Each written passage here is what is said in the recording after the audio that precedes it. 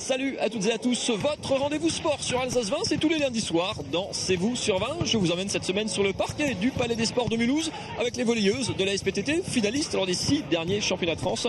Elles viennent de lancer leur saison à domicile, c'était contre Calais samedi soir, avant d'entamer la saison de Ligue des Champions, du volley donc dans cette émission, mais pas que, le détail dans le programme, en images, en couleurs, en musique, c'est tout de suite. C'est vraiment des conditions assez extrêmes. Mais non, elles étaient parfaites, les conditions du cyclocross de Saverne. De la pluie, de la boue, tout y était. L'occasion idéale pour se pencher sur une discipline longtemps jugée un peu vieillotte, mais qui connaît un vrai renouveau dans la région. On les regarde droit dans les yeux. Elle ferait presque peur, l'entraîneur des volleyeuses mulhousiennes, mais ça marche. Menée 2-7-0 par Calais, la SPTT a renversé la situation pour s'imposer pour son premier match à domicile. Et en fin d'émission, l'essentiel sport, handball, rugby, hockey sur glace, 1 minute pour ne rien rater du sport régional. Et on commence donc cette émission par un sport de saison. Qui dit automne dit pluie et boue, et qui dit boue dit donc cyclocross. La saison était justement lancée dans la région par la première manche du challenge national. Ça se passait à Saverne ce week-end. Éloignez vos vêtements blancs de la télé, ça s'allie ça avec la bourse. C'est tout de suite, c'est parti.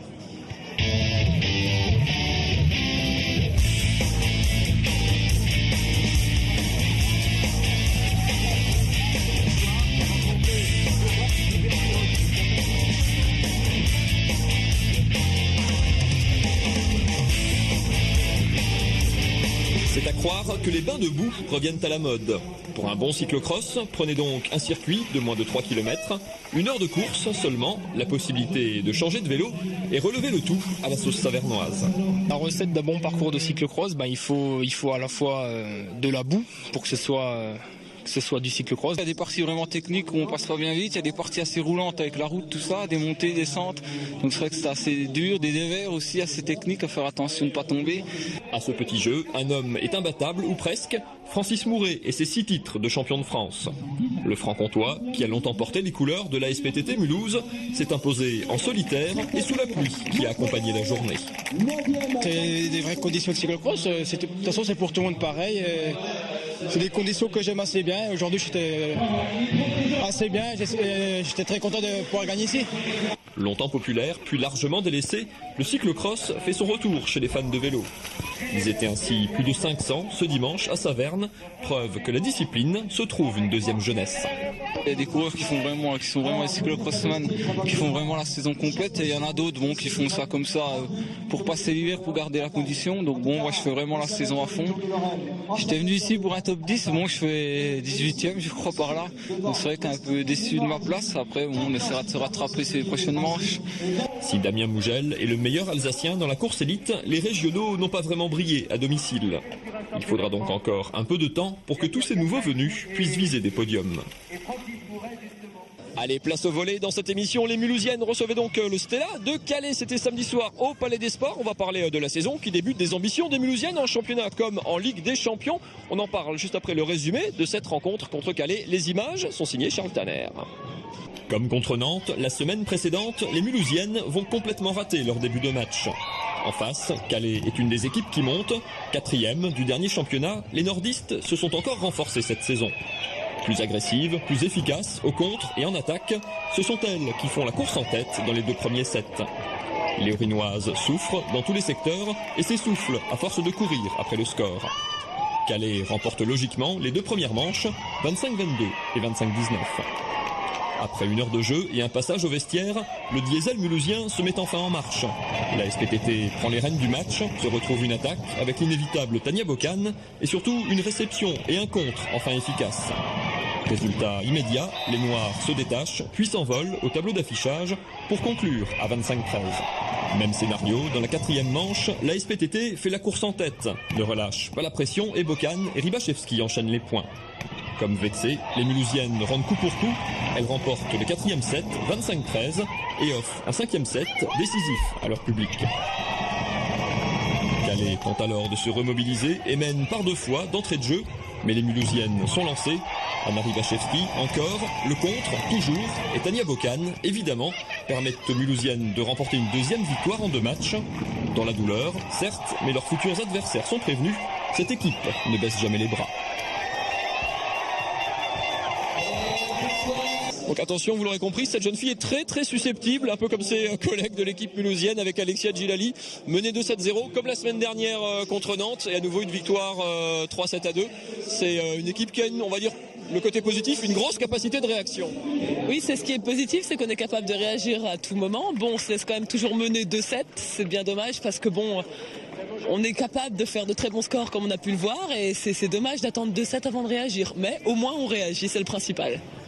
Le mauvais côté, comme dit, pour commencer par là quand même, c'est vrai que ça fait 2 fois que vous faites surprendre. Est-ce que ça veut dire aussi que ces équipes de Nantes, Calais, que Mulhouse, sur lesquelles Mulhouse avait peut-être un peu plus de marge les années précédentes, est-ce que la concurrence en France monte d'un cran aussi? Ah oui, cette année la concurrence en France a bien augmenté. Toutes les équipes maintenant, ça va être, je pense, beaucoup plus difficile cette année que les années auparavant parce qu'il y a eu des bons recrutements. Donc maintenant, les équipes elles se valent toutes et on doit. Bon, l'année dernière, on ne prenait déjà aucun match à la légère, mais cette année, il va falloir faire encore plus attention.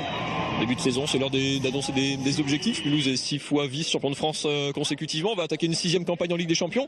Championnat, Ligue des Champions, quels objectifs le groupe, le vestiaire s'est fixé?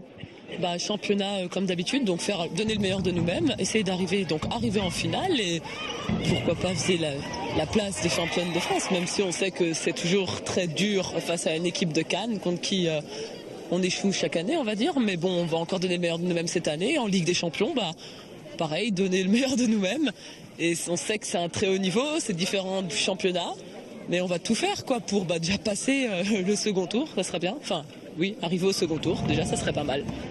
Terminer sur une note un peu plus personnelle, vous êtes de retour dans le groupe mulhousien après une saison quasiment blanche. Vous avez juste vu revenir en fin de saison après une longue opération et opération à l'épaule. Comment on se sent quand on retrouve vraiment les parquets pour une saison qu'on espère complète? C'est une certaine appréhension et en même temps un plaisir immense parce que l'appréhension du fait de ne pas avoir joué presque depuis 1 an dans cette équipe, donc de retrouver ses marques et d'essayer de donner le meilleur de soi-même. Et c'est vrai que j'étais plus habituée, on va dire, à jouer un match comme ça avec une certaine intensité, être concentré durant tout un match. C'est quand même quelque chose qui m'a manqué. J'ai plaisir à jouer, mais c'est vrai qu'au début, quand même, le premier match, j'étais quand même assez stressée. Là, ça commence à aller de mieux en mieux, mais je ressens quand même une petite pointe de stress que je n'avais plus auparavant quand même. On retrouve aussi l'émotion des victoires 3-7-2, comme ça, être mené, arracher une victoire, surtout à domicile. On retrouve des émotions aussi. Ah oui, mais là, ce soir, à la fin, on s'est serré dans les bras comme si c'était la finale presque, mais c'était tellement bien. En fait, dès qu'on arrive à développer notre jeu, on fournit un très bon jeu. Je sais même pas comment le dire, c'était super et ça fait vraiment plaisir de gagner un match 3-2, surtout comme on est parti. On n'a pas lâché, on est vraiment fiers d'avoir continué jusqu'au bout, Après, j'espère que pour les prochains matchs, on essaiera tout de suite de rentrer dedans et d'essayer de gagner 3-0 ou 3-1, mais pour le moment, là, c'est bien. Merci beaucoup, Alexia. On se retrouve dans quelques instants avec l'entraîneur de cette équipe, Magali Magal, juste après ces quelques images.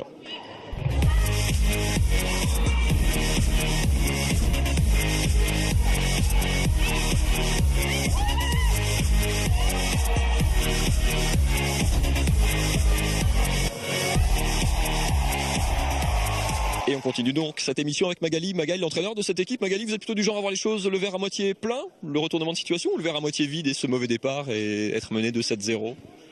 Non, je pense que, oui, effectivement, on ne peut pas nier qu'il y a un mauvais départ, mais après, faut pas oublier qu'on a une très très grosse pression et que, voilà, la preuve en est, c'est qu'on panique dès que l'adversaire joue bien plutôt que on a peur de se battre et on a peur de recevoir des coups et du coup on ne joue pas notre volleyball et la preuve c'est quand on est dos au mur, voilà, on est supérieur, c'est tout quand on joue notre volleyball et quand on joue à notre niveau. Et donc voilà, c'est vrai que maintenant c'est 2 avertissements, on le sait, il va falloir batailler chaque week-end, donc autant commencer dès le premier point et ça sert à rien d'avoir peur de se battre, peur de jouer, puisque on peut pas, le sport c'est pas ça et on peut pas être bonne comme ça. On va voir le verre à moitié plein maintenant, de retournement de situation, comme dit, être mené 2 fois 2-7-0, remporter ces 2 matchs, ça dénote aussi quand même quelque part que souvent ça arrive quand il y a un vrai groupe, quand il y a un mental quelque part aussi. Bien sûr, c'est sûr que de se relever, d'être en étant mené 2-7-0 et de revenir à chaque fois avec cette manière-là, bien sûr, c'est qu'il y a du caractère, c'est qu'il y a une mentale, c'est qu'il y a des joueuses qui refuse de perdre et donc ça c'est très important, même si on a perdu, c'est sûr, encore un point ce soir, mais je veux dire c'est des matchs qui peuvent compter à la fin. Alors la trêve au volleyball c'est très long, hein. Ça dure presque 5 mois, même s'il y a évidemment eu des entraînements, des matchs amicaux, des sélections en équipe de France pour certaines filles. Là le calendrier il va très vite s'accélérer puisqu'il y a le championnat, il y a des gros matchs en plus qui arrivent, Béziers, le Canet, il y a la Ligue des Champions qui arrive, c'est un calendrier très dense cette année. Oui, très dense. Bon, en même temps, ça fait 6 ans donc on a l'habitude. Mais on a besoin de jouer. On a besoin d'emmagasiner de la confiance. Donc pour nous, je pense que ça va être pas trop mal, même si c'est sûr, c'est toujours très difficile de jouer le jeudi à Istanbul et de revenir de jouer le samedi contre le Canet. Mais je veux dire, ça fait partie du jeu. On est habitué maintenant. Voilà, maintenant il faut qu'on joue, qu'on prenne de la confiance et pour voir l'avenir correctement. Pour finir, on a vu qu'une équipe mulhousienne, alors avec beaucoup de filles qui y restent d'année en année, il y a quand même très peu de rotation. Vous avez réussi à garder Tatiana Bocan qui a fait pourtant une excellente saison, qui a eu des grosses propositions à la trêve. Il y a beaucoup de jeunes qui arrivent aussi. C'est toujours un petit peu la recette mulhousienne, une stabilité et puis beaucoup de formation, beaucoup de jeunes. C'est ce qu'on essaye de faire. C'est sûr que chaque année, on essaye de faire monter une joueuse de l'équipe 2. Maintenant, on voit une Delphine Hercher qui est capable de jouer derrière et de prendre des responsabilités dans des matchs à enjeu et quand le score est serré. Donc ça, c'est sûr, c'est une bonne chose. Après, oui, on arrive à garder Tania Bocan. C'est aussi d'abord parce qu'elle a du cœur et qu'elle sait où elle veut aller. Elle pouvait partir pour 2-3 fois plus d'argent. Elle sait qu'elle reste ici pour travailler, pour avancer. Donc c'est qu'elle aime déjà son maillot mulhousien et qu'elle s'y plaît ici.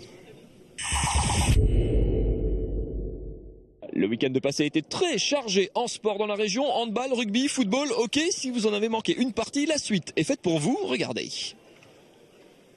On commence par ceux qui rigolent, comme les handballeurs. Célestat bat Tremblay, 28-26, troisième victoire consécutive pour les Violets, désormais 7e du championnat et déjà 4 points d'avance sur les relégables. Ça rigole encore plus fort à Mulhouse, qui a battu Ponto, 6e victoire en 6 matchs, et carton plein pour les Mulhousiens, co-leader du championnat avec Nîmes. Au fond du trou, en revanche, les rugbymen strasbourgeois, battus sur leur terrain par Vienne, un promu, les Barinois subissent leur 5e défaite en 5 matchs. Avec 35 points encaissés par match en moyenne, l'opération maintien paraît déjà très compliquée. Pas au mieux non plus les hockeyeurs mulhousiens. Après de bons débuts, pour leur retour en Magnus, les Orinois enchaînent une 4e défaite consécutive qui les fait glisser à l'avant-dernière place du classement. Ça va de mieux en mieux, en revanche, pour l'Étoile Noire. Grâce à cette 3e victoire, la première, à domicile, les Barinois grimpent à la 7e place du championnat. Le sport, c'est fini pour aujourd'hui. On se retrouve bien sûr lundi prochain devant l'écran ou sur internet quand vous voulez, www.alsacevan.tv. À la semaine prochaine, bonne semaine à tous, bye bye.